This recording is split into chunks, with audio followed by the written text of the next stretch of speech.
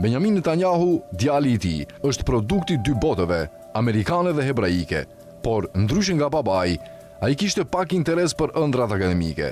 Ai e shihte veten si revolucionar, donte të rrezonte sionistët e punës për të realizuar një Izrael të madh, shkruan Steinbock. Izraeli nuk kishte nevojë për socialist zemërbut.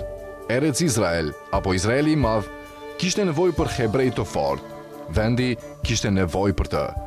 Benjamin Netanyahu u ndikua fort nga babai i tij.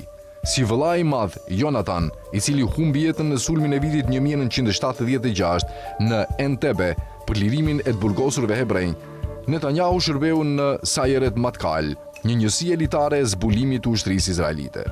Pas studimeve në Massachusetts Institute of Technology dhe punës si konsulent për Boston Consulting Group, karriera e tij politike u ngrit në fund viteve 1980, kur ai shërbeu si përfaqësues i përhershëm i Izraelit në OKB. Këto ishin vitet formësuese të lëvizjes neokonservatore amerikane, shumë nga idetë së cilës ai përqafoi.